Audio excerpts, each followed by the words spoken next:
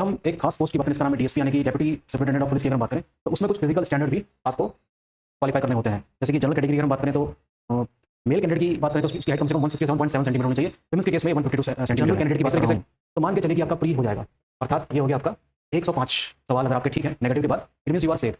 कुछ लोग 110 से 115 भी स्कोर कर लेते हैं, लेकिन उनकी संख्या काफी कम होती है। कि राइटिंग प्रैक्टिस अच्छी हो, जो आपको अभी से करनी पड़ेगी। अभी से नोटिफिकेशन का इंतजार करने वाले लोग इंतजार ही करते रह जाते हैं। एग्जाम वो लोग पास करते हैं जिनकी ये चीज सबसे पहले स्ट्रॉन्ग। तो अगर आपको पूरा एग्जाम पास करना है तो सबसे पहले फोकस आपको राइटिंग प्रैक्टिस में देना ही पड़ेगा।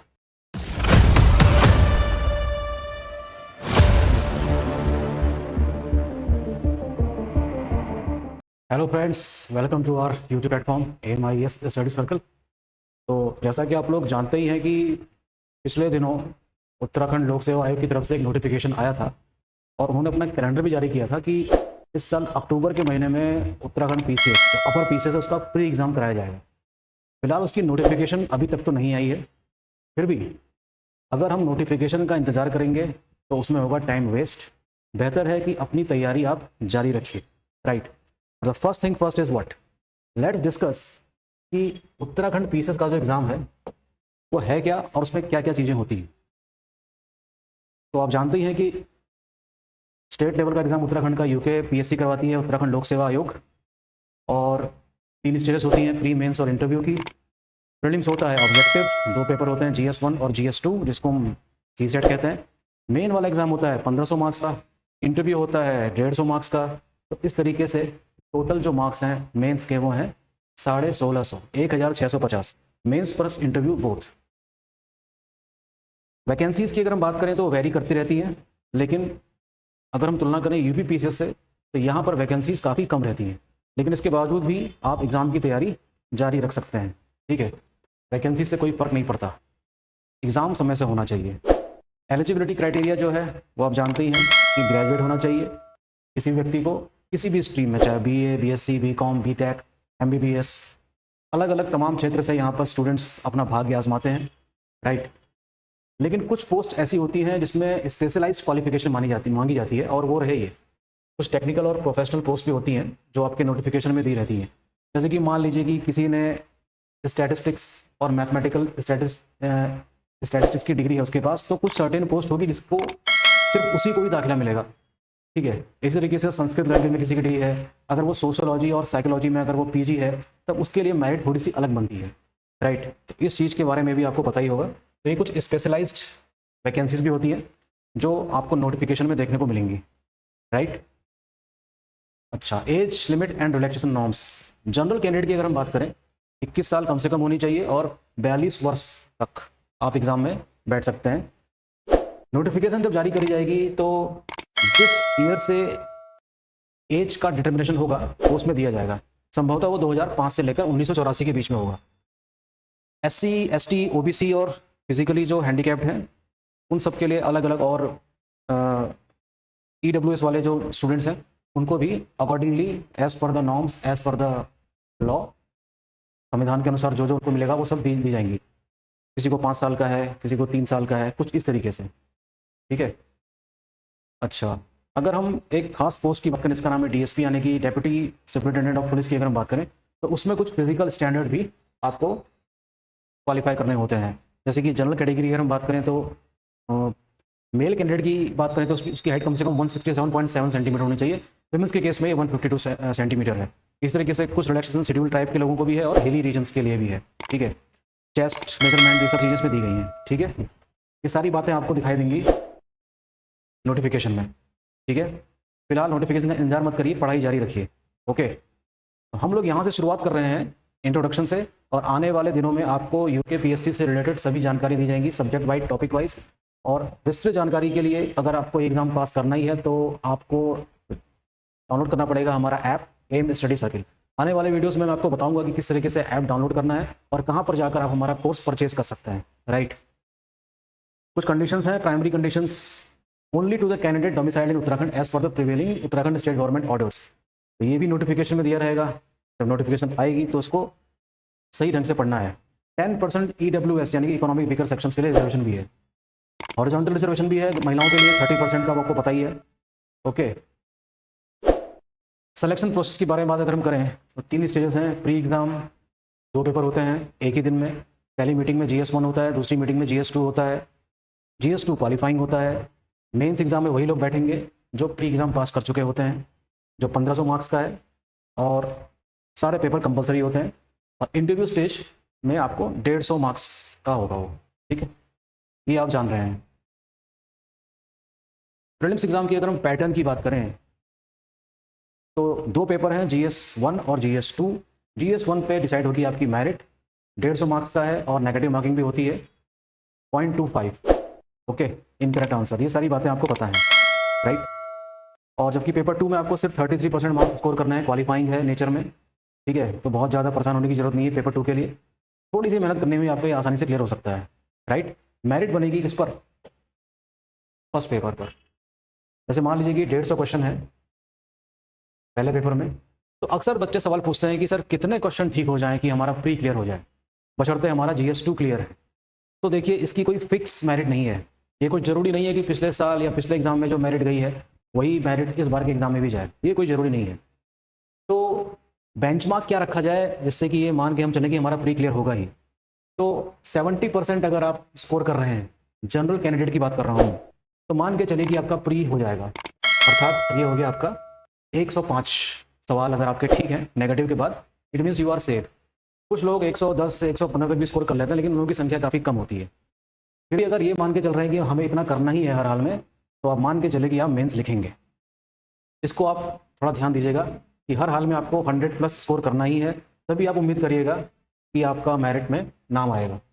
प्री की बात कर रहा हूँ, ठीक है। अब हम बात कर लेते हैं प्रीलिम्स के सिलेबस की। सिलेबस भी पूरा डिटेल में नोटिफिकेशन में प्रोवाइड करा ही जाता है ना। हिस्ट्री है, ज्योग्राफी है, पॉलिटी है, इकोनॉमी है, साइंस एंड टेक है, करंट अफेयर्स है, उत्तराखंड विशेष है। तो ये सारी चीज़ें मिलकर बनते हैं 150 क्वेश्चन। इसमें PYQ की बड़ी इंपॉर्टेंट भूमिका है। प्रीवियस ईयर के क्वेश्चन जो उत्तराखंड लेवल के एग्जाम के होते हैं वो काफ़ी इंपॉर्टेंट रोल प्ले करते हैं। तो इस कम समय को यूटिलाइज किस तरीके से किया जाए, सवाल ये भी है। मान लीजिए कि अगले हफ्ते नोटिफिकेशन आ जाती है और अक्टूबर के फर्स्ट वीक में एग्जाम भी हो जाता है, तो उस हिसाब से देखा जाए तो टाइम बहुत कम है। तो इसमें हमारी रणनीति क्या होनी चाहिए? फटाफट रिवाइज किया जाए PYQ को आधार मानकर।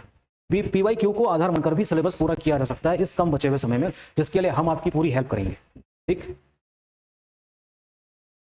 बाकी रहा पेपर 2, ये क्वालिफाइंग इन नेचर है। 100 क्वेश्चंस होते हैं इसमें, और कुछ एप्टीट्यूड, लॉजिकल एबिलिटी के क्वेश्चंस, 20 क्वेश्चन इसमें हिंदी और इंग्लिश के होते हैं।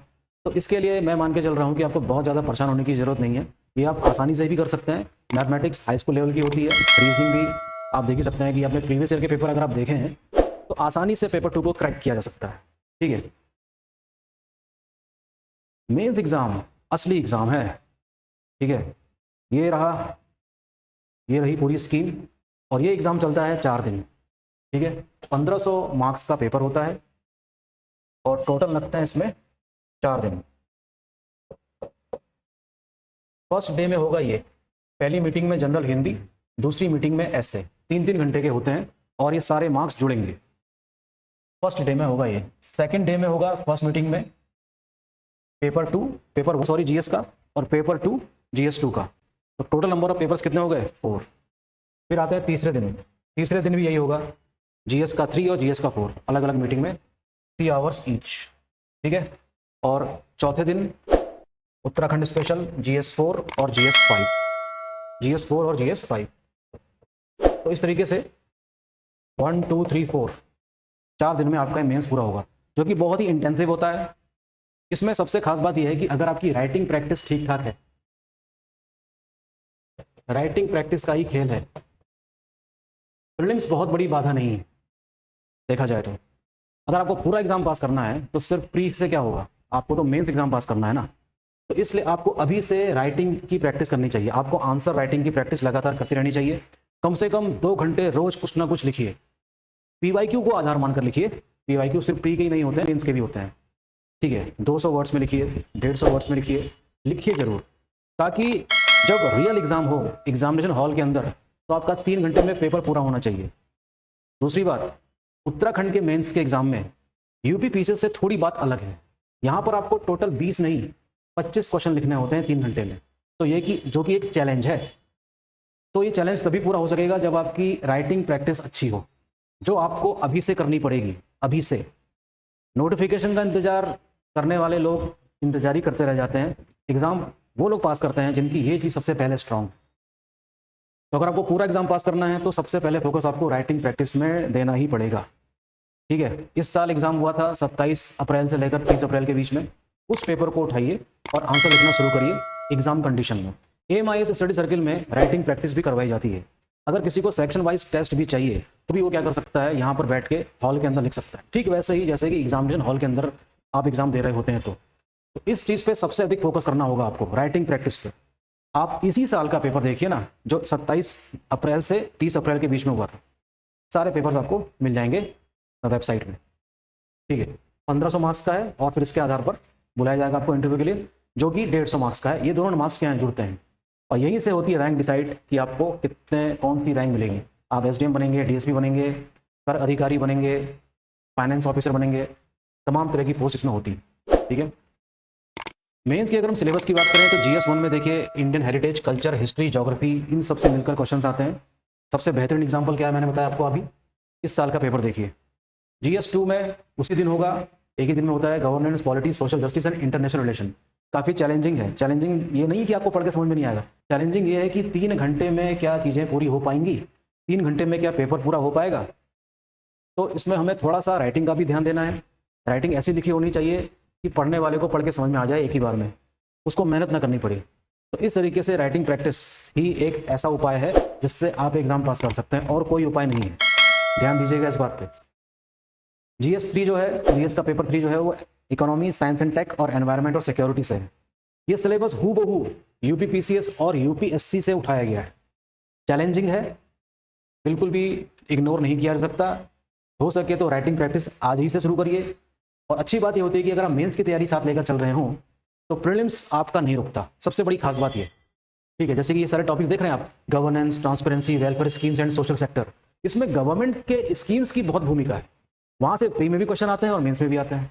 ठीक है, अगर आपको चेक करना है कि हाँ मेंस के क्वेश्चन कैसे आते हैं तो इस बार का पेपर आप देखिए 2025 का, जो इस साल हुआ था मेंस। ठीक, GS 3 जो है इकोनॉमी और साइंस से रिलेटेड है। GS 4 जो है एथिक्स, इंटीग्रिटी एंड एप्टीट्यूड।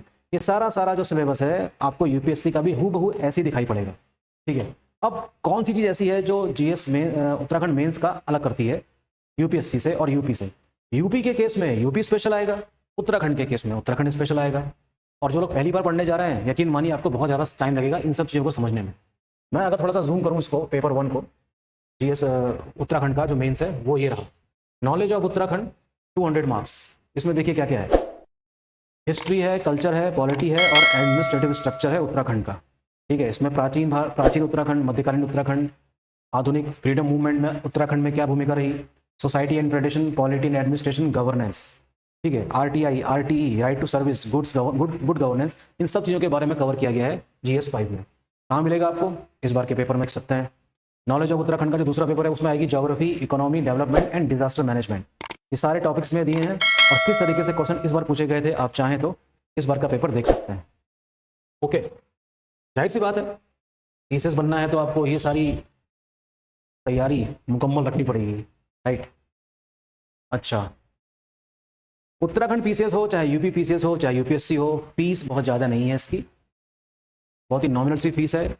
166 रुपये प्रीलिम्स की जनरल कैंडिडेट के लिए और मेंस की 250 रुपये मात्र। तो फीस तो बहुत बड़ी बाधा है ही नहीं किसी भी प्रकार से। एग्ज़ाम अपने आप में क्लियर करना एक चुनौती है और ये तभी पास हो सकेगा जब आपकी राइटिंग प्रैक्टिस अच्छी है। तो मेरा सारा एम्फेसिस किस चीज़ पे है, मेरा मतलब हमारा, कि आपकी राइटिंग प्रैक्टिस अच्छी होनी चाहिए, जिसकी तैयारी आपको आज से ही शुरू कर देनी चाहिए। फ्रेमवर्क होना चाहिए हर आंसर का, पॉइंट्स होने चाहिए हर आंसर के, डायग्राम बनाकर आप किसी चीज़ को समझा पा रहे हैं तो यकीन मानिए आपके मार्क्स अच्छे आने की गारंटी थोड़ी ज़्यादा हो जाएगी।